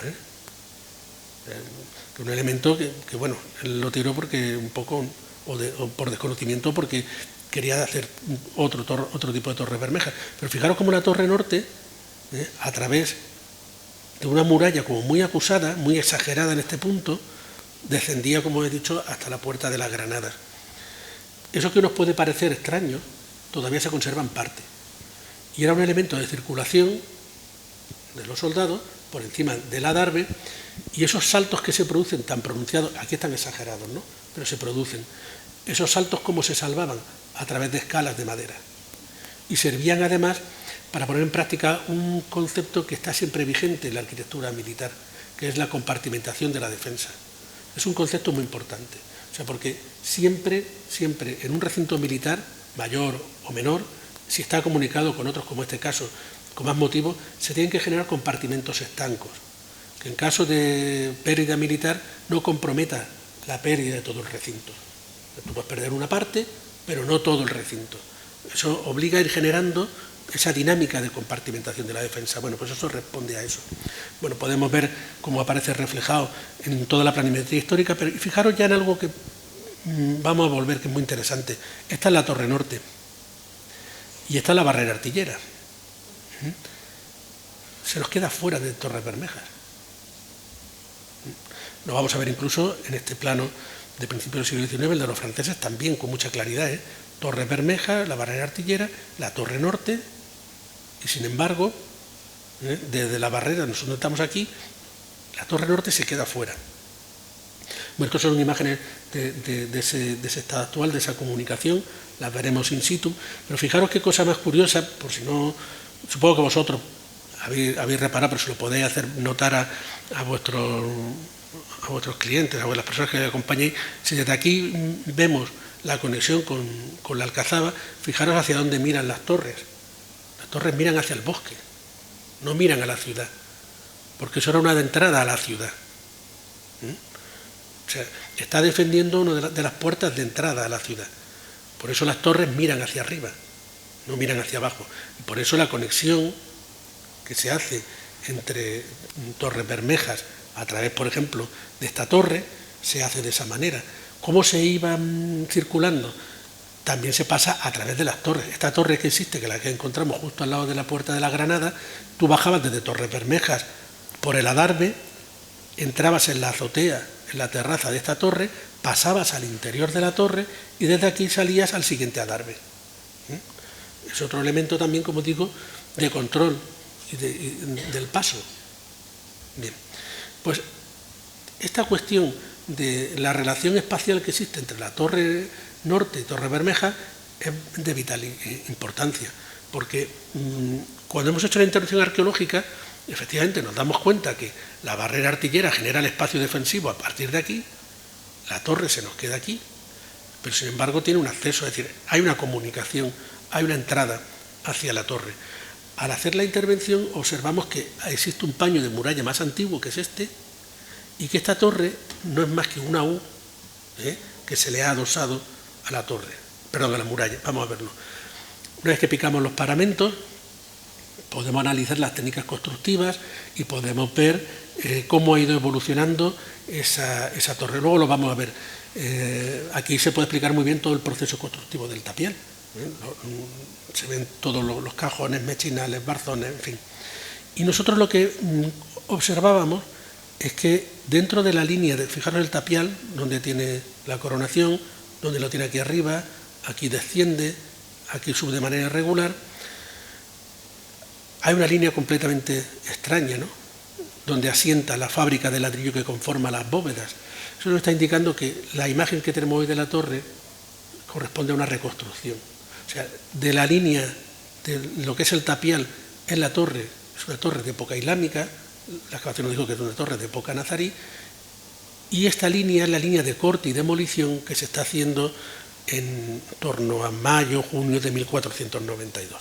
O sea, es la parte primera que se está demoliendo para readaptar la fortificación. Y todo lo que hay aquí arriba es una reconstrucción. Es una reconstrucción de la época de los Reyes Católicos, de finales del siglo XV, para dotar de una nueva cámara arriba. Y ahora vamos a ver cómo funcionaba eso. En la parte de arriba, para entrar a esa cámara, se hace tiene un pequeño adarve aquí, interior, que sería este de aquí, luego lo veremos. Se entraba a la cámara de arriba y a partir de esa cámara también se podía acceder a la azotea.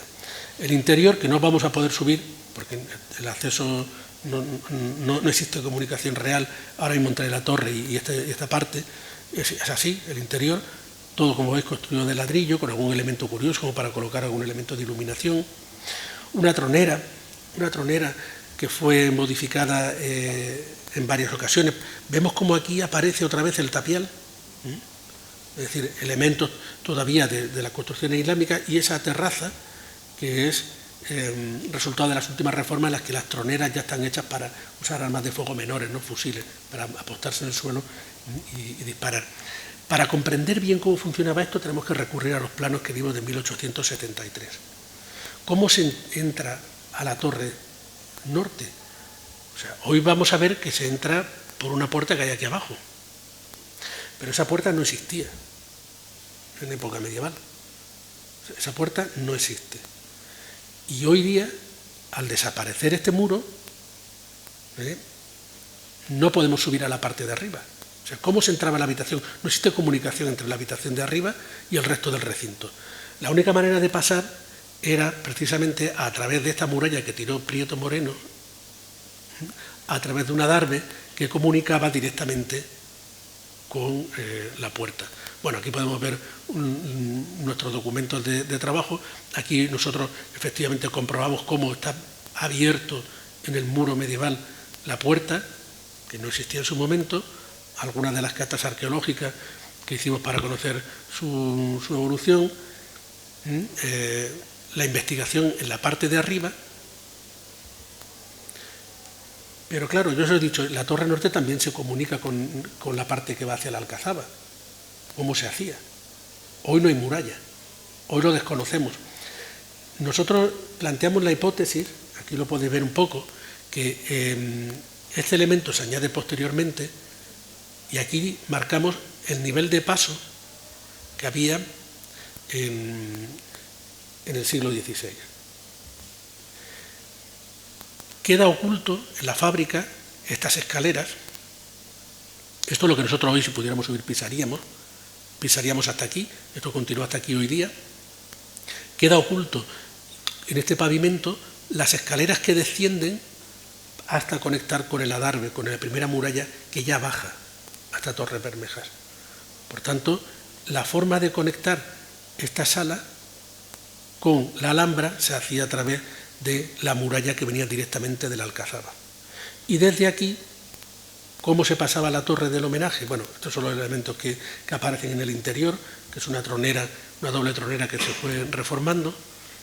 Aquí podemos ver el estudio que hacemos del paramento, pero bueno, desde esa habitación hasta la torre del homenaje se hacía a través de ese muro que ha desaparecido. Ahora cuando vayamos aquí lo vais a entender mejor. Quizá ahora os parezca un poco raro, ¿no?, lo que estoy contando, pero in situ se ve muy bien. Otro de los elementos curiosos es la torre sur, y el primer acceso, porque esa puerta que tira Prieto Moreno no es la puerta original que se abre en 1492, cuando se hace el recinto. Es una que se genera avanzado ya el siglo XVI. La primera manera de entrar a Torre Bermeja se hacía de otro punto, se hacía muy cerca de la Torre Sur. La Torre Sur, como os he dicho, es un elemento que se conecta con la muralla urbana. Interiormente existe este vano.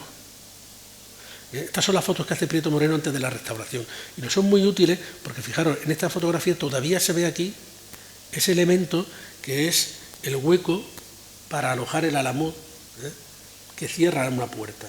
O sea, eso en un momento dado fue una puerta. Bien. Exteriormente, si vemos también los paramentos, vemos que aquí efectivamente se insinúa un arco.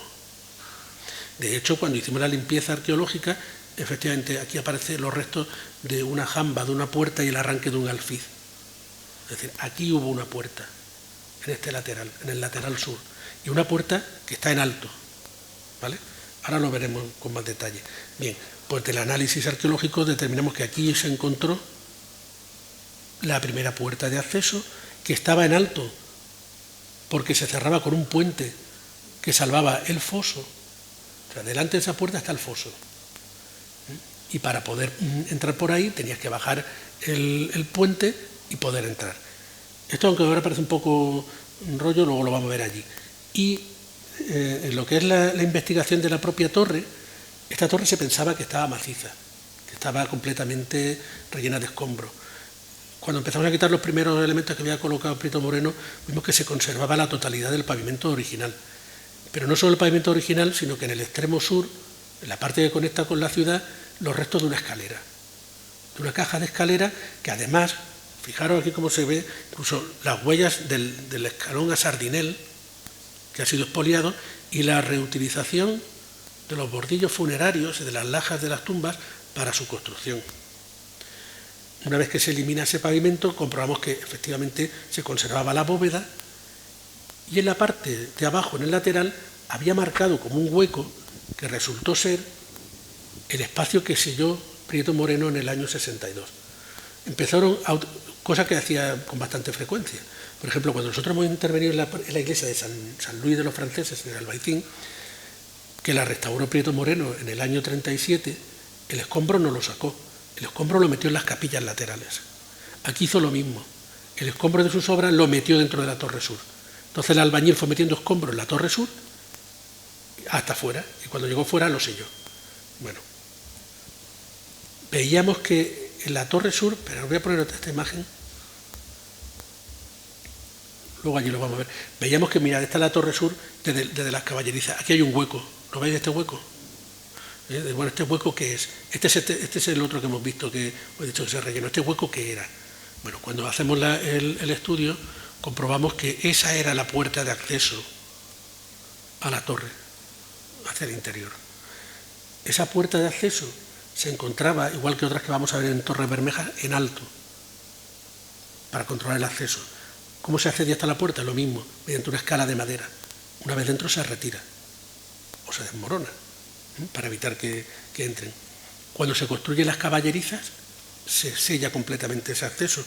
Recordad, 1498 se pierde por completo, pero interiormente, este espacio, si lo vamos a visitar, pues todavía podemos ver los restos del tapial islámico y sus reconstrucciones. Es interesante esta torre porque conserva parte de una torre de la muralla urbana en su base y luego una reconstrucción, una torre de época cirí, del siglo XI, y una reconstrucción de época nazarí. Bueno, vamos a ir viendo cosas, porque esto todo lo vamos a ver luego in situ. Realmente la Torre Sur funcionaría de esta manera. En rojo hemos marcado cómo sería esa primera torre, que conectaría con la muralla urbana, y luego las reconstrucciones posteriores.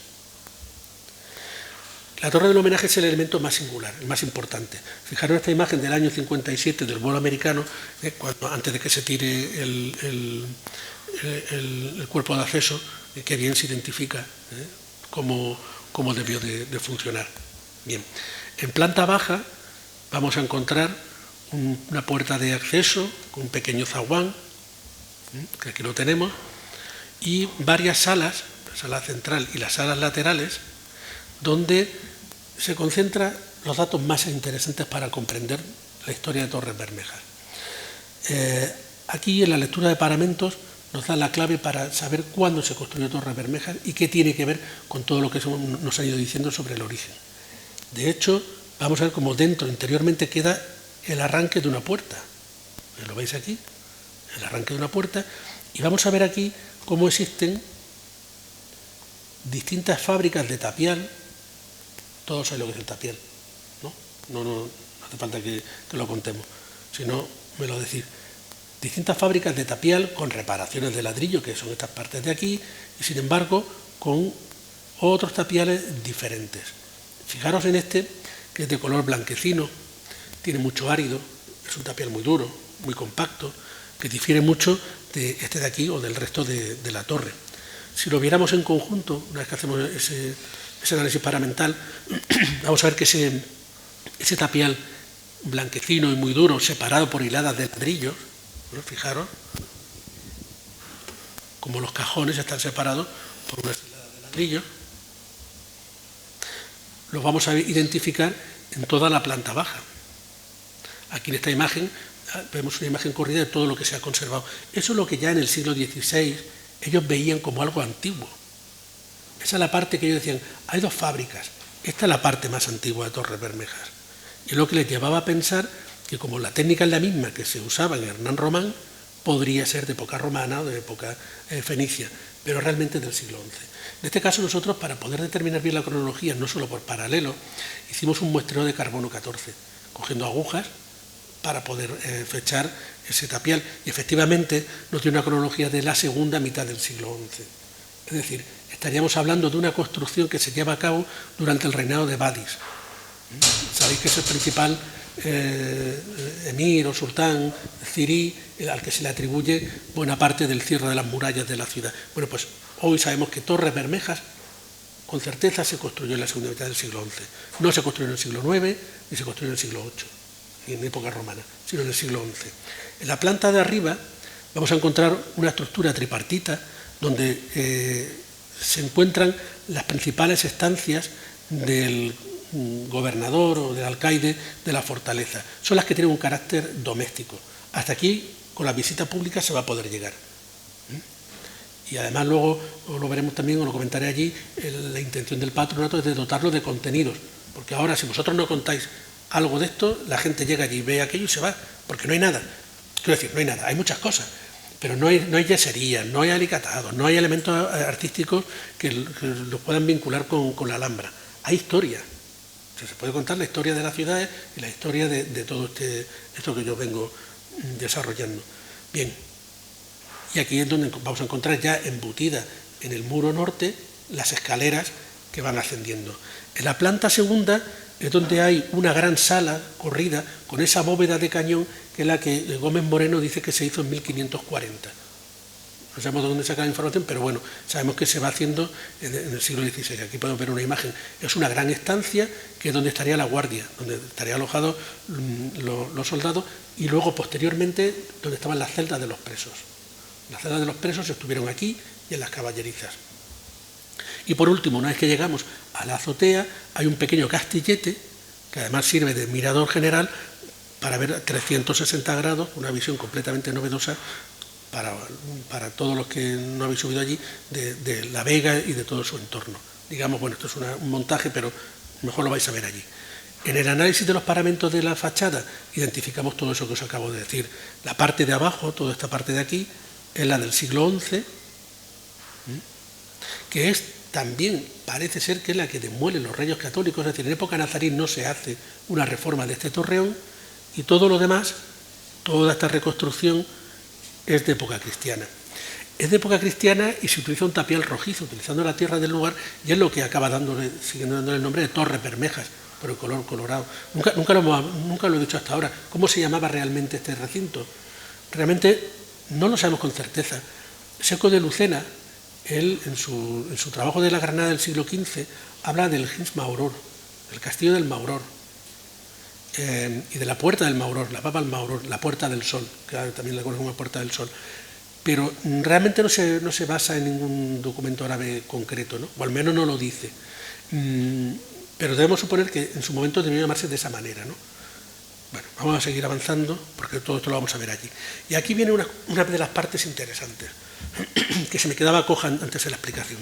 La conexión entre la torre del homenaje y la torre norte. Fijaros, la torre norte, lo vamos a ver in situ, hay una puerta que da al vacío, que conecta con la sala principal. Y en la torre del homenaje hay otra puerta, con 2 ménsulas, que da al vacío. Y además tiene un sistema de poleas. Están prácticamente enfrentadas, ¿vale? Da la sensación de que hubo un puente, ¿no?, que comunicaba la torre norte, la estancia de la torre norte, con la primera planta de la torre del homenaje. Esto, que es como realmente funcionaba cuando existía la muralla, no deja de ser una invención de Prieto Moreno. Porque él cuando tira la muralla delantera, se encuentra con que hay un vano al vacío y aquí hay un vano al vacío. ¿Para qué servían esos 2 vanos? Se inventa un puente. Pero eso es algo posterior. De hecho, volviendo al mismo plano, aquí vemos esa comunicación. Este hueco es este de aquí, y este de aquí no es el de las poleas, es otro que hay al lado cegado. Lo vamos a ver allí in situ. Bueno, hay otro elemento curioso que se puede explicar a la gente. Lo que pasa es que ahora no se va a ver. Cuando se haga esa musealización que os hablo, sí se podrá identificar. Y es la presencia de grafitis históricos a lo largo de todo Torre Bermeja. Son grafitis que se hicieron a lo largo del siglo XVII y XVIII, durante el momento en que funciona como cuartel, no como prisión. Y da la sensación, bueno, tenemos de distintos tipos, ¿no? Hay algunos que son simplemente como juegos, como elementos de juego, otros que son motivos geométricos, como podemos ver aquí, pero luego, fijaros, hay aquí una serie de representación de personajes, o esta de aquí, pero hay un conjunto de representaciones que parece que narran algo, narran una historia, ¿no? Aquí ya la imaginación ya la dejo en vuestras manos. Si aquí está contando esto, bueno, no lo sabemos, esto lo sabe el que lo hizo, ¿no? Da la sensación que la persona, el soldado que estaba allí, estaba contando una historia, iba rascando en la pared, iba dibujándolo. Porque fijaros que aquí hay como un relato en distintos niveles. Hay un punto en el que se concentra todo, que es un castillo. Y en este castillo hay unos personajes que parece que tienen unos turbantes. Y sin embargo luego hay como distintos niveles, lo vemos aquí, uno más bajo, otro intermedio, este de aquí, en el que hay como una especie de procesión de personas, una señora, se van haciendo unas ofrendas que van llegando hasta el castillo. Aquí hay una mujer y parece que está llegando, hablando con otro que tiene aquí una espada. No lo sé, a lo mejor está contando la conquista de la ciudad de Granada o la entrega de la Alhambra, está contando algo. Pero eso ya lo dejo a vuestra imaginación. Ahora mismo no lo vamos a ver con detalle, pero ya os digo, en el futuro se verá. Hay otros también mucho más complejos, ¿no?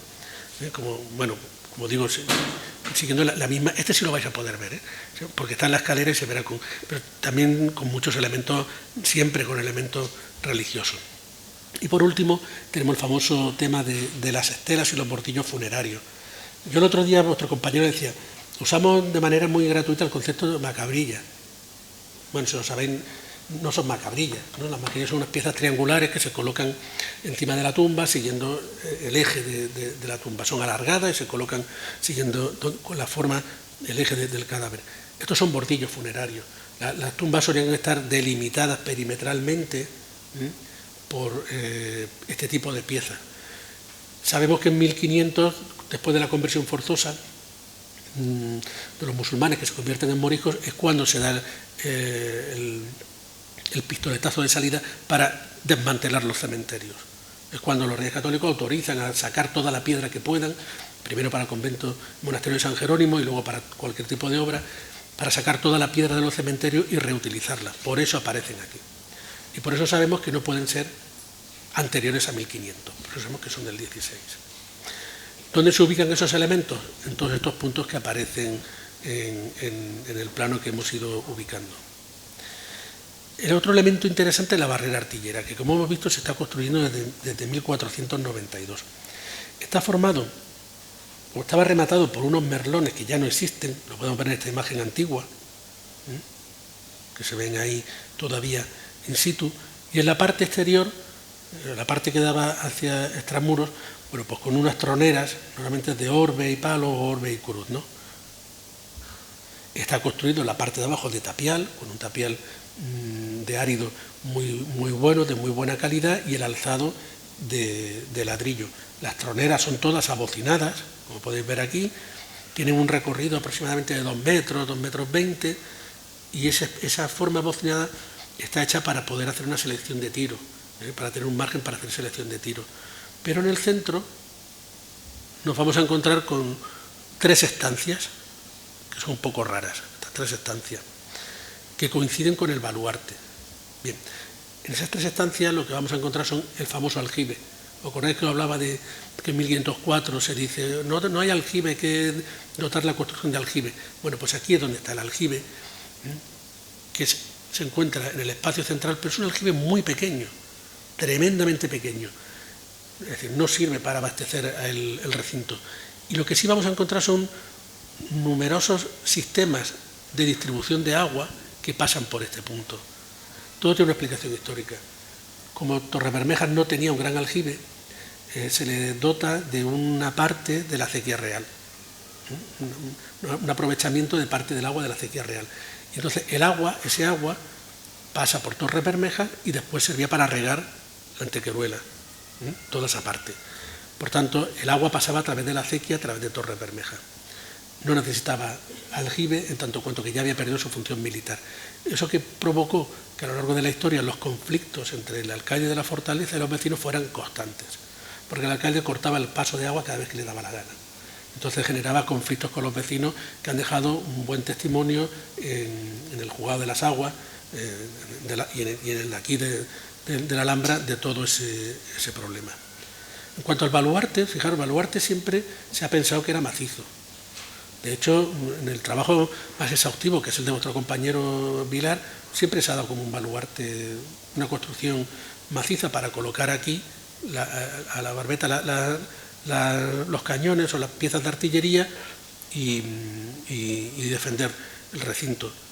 Cuando nosotros empezamos la intervención arqueológica observamos 2 cosas que han sido importantes. La primera, que había una grieta muy grande aquí, que implicaban que había habido una reconstrucción del baluarte, grieta que, fijaros, es tan importante que cuando se terminó esta obra, a los 2 años se cayó. Sabéis que Torrebermejas ha tenido luego una segunda fase porque se hundió esa parte y hubo que reconstruirla. Por eso se demolió. Y cuando íbamos excavando, vimos las plataformas que impermeabilizan las 3 salas que hemos visto, pero en esta trinchera, en la parte final, al bajar en torno a 1,70 m, nos aparece la rosca de una de las troneras interiores. Es decir, el baluarte estuvo hueco en origen. En origen funcionó, esta es un poco la sección arqueológica, hasta aquí donde llegamos nosotros, donde enlazaría con la tronera.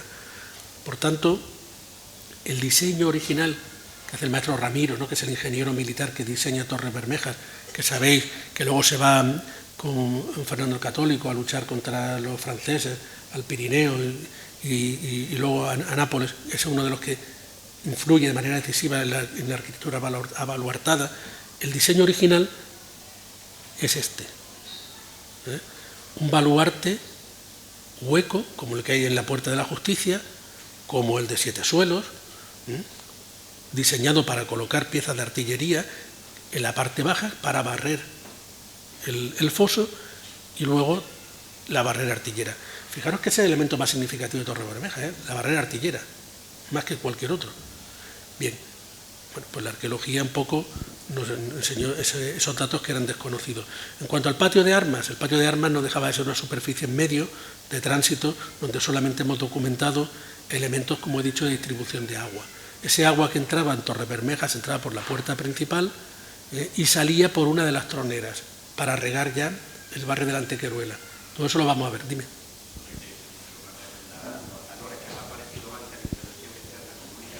Sí, claro, son estos de aquí. Mira, nosotros hemos redibujado la intervención de nuestras compañeras y estos son los atanores que se veían en las excavaciones del 2011 y conectan con los nuestros abastecen el aljibe, el pequeño aljibe lo abastecen y luego los sobrantes salen por esta tronera, ¿vale? En cuanto a las caballerizas, sabemos que se construyeron en 1498, amortizando ya el ala sur de la barrera artillera, es decir, ya no tenía función militar. Este es el estado que tiene y es el que vamos a ver. Bueno, vamos a ir concluyendo. Torres Bermejas, como digo aquí, a la luz de la arqueología. Hemos visto que existen unas torres bermejas en el siglo XI. Bueno, torres bermejas no, un edificio, un castillo, algo en el siglo XI. Fijaros cómo se representa en la tabla de... en la tabla de la Virgen con el niño, la rosa de 1500, no sé, ahora no recuerdo la fecha exacta. Fijaros cómo se representa Torres Bermejas. Aunque está idealizado con una arquitectura de estilo gótico, pero fijaros cómo se representa y cómo recoge todos los elementos que tiene realmente. Una torre del homenaje, la torre sur, que conecta con la muralla urbana, la torre norte, que queda fuera del baluarte, pero que conecta con la puerta de la Alhambra, o sea, la puerta de la Granada, y asciende hasta la Alhambra. Y sin embargo, si nos vamos a la representación de la batalla de la Higueruela, que sabemos que es de 1431 o 33, no recuerdo ahora la fecha exacta, la representación de la ciudad de Granada y de sus murallas, fijaros qué representación tiene Torres Bermejas. Una única torre grande y un recinto, una conexión evidentemente con la muralla urbana y un recinto. O sea, no tiene absolutamente nada que ver esto con esto. Bueno, nuestros datos arqueológicos nos dicen que esas representaciones son bastante certeras. Torres Bermejas es una construcción que se hace en el siglo XI, que la hace Badis y que la hace como un elemento de control de uno de los puntos flacos de la ciudad, que es en la colina del Mauror, para proteger la ciudad, para proteger el cierre de la ciudad.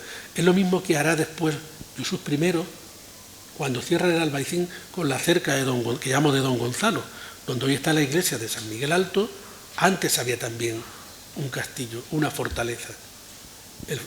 La función es exactamente la misma, proteger un punto débil para la ciudad.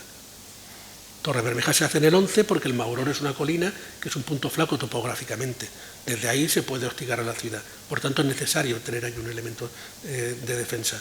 En el siglo XIV, cuando se construye la muralla del Albaicín, el problema es el mismo, pero ahora en otro sitio, pues se hace exactamente lo mismo. Lo tenemos entonces ya claro que en el siglo XI hay un recinto de esas características, probablemente tuvo que tener una cerca, como hemos visto en la batalla de la Higueruela. El acceso a esa torre grande se hacía en alto, por ese arco que hemos visto, que luego vamos a ver in situ, y como vemos, conectaba con el núcleo de la torre sur, que es una torre cirí, y llegaba hasta Ibataubín. En época nazarí se hace una reforma, se le añade la torre norte, esa torre en U, que os he dicho que se adosa. Pero realmente la configuración que tiene Torres Bermejas, como lo conocemos hoy día, es de 1492. O sea, entre 1492 y el 98 es cuando adquiere ese aspecto definitivo. Aquí vemos cómo era Torres Bermejas en ese periodo. Se entraba por este sector, por el lado sur, no por donde vamos a entrar ahora.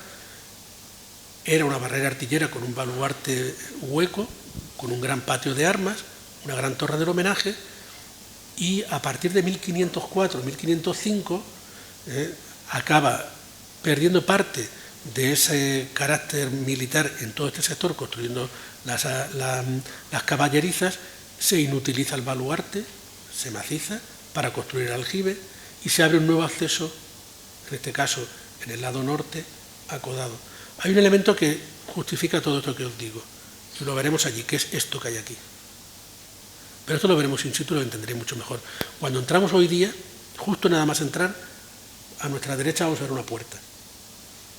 O sea, vamos a ver en la barrera artillera, troneras, pero aquí hay una puerta. ¿Eso qué era? Era la poterna, o la puerta de salida, de emergencia, digamos, ¿no? La puerta que se llama de la traición. O sea, tú entrabas por aquí y si tenías que abandonar la fortaleza, la abandonabas por aquí. Pero cuando abres aquí la puerta, esto ya no tiene sentido. Ha perdido el uso, ¿vale? Finalmente, desde el punto de vista espacial, Claro, Torres Bermejas, ya os he dicho que no tiene que ver con los judíos. Si lo ponemos en relación con todas las obras que se hacen a finales del siglo XV y principios del XVI en la Alhambra y en la ciudad, realmente Torres Bermejas no deja de ser un elemento más en un diseño para defender la Alhambra como lugar de residencia del nuevo poder, de Tendilla y de todas las autoridades cristianas en 1492, en los primeros años. Mientras no se construye la catedral, aquí está la catedral, aquí están los representantes de los reyes, de la iglesia. Bien, construyen Torres Bermejas, construyen Viva-Taubín como baluarte, construyen el Rebellín de la Alcazaba y construyen otro baluarte artillero en San Miguel Alto. Si os fijáis, se está generando una barrera que en todos casos mira hacia la ciudad, controla la ciudad. Está hecho para defenderse de la ciudad, no para defender a la ciudad, sino para defenderse de la ciudad, porque en esa época todavía Granada es una ciudad esencialmente islámica. Su población mayoritariamente siguen siendo los mismos que habitaban en la ciudad. Recordad que hasta 1500, como os he dicho, no se obliga al bautismo forzoso, se convierten en moriscos, pero hasta 1605, que son los decretos de expulsión definitiva, la mayoría de la población sigue siendo o musulmanes o cristo-musulmanes a partir de 1500. Ese es el sentido de Torres Bermejas. Os he puesto un poco de bibliografía específica por si os interesa, que el otro día a vuestros compañeros les puse una presentación más antigua, es decir, no la tenía, la grabé regular, pero ahí si queréis, bueno, no ha salido muy bien esto, por lo que veo, pero bueno, ahí podéis encontrar algunos artículos. El mío es de Cuadernos de la Alhambra, de este año, lo podéis descargar, los otros también los podéis buscar en internet, pero darán una visión, sobre todo los primeros, sobre la vida en Torres Bermejas durante la época en que es prisión, en que es cárcel. ¿Vale? Entonces, si os parece, descansamos un poco, ¿no? Y nos vamos a verlo in situ.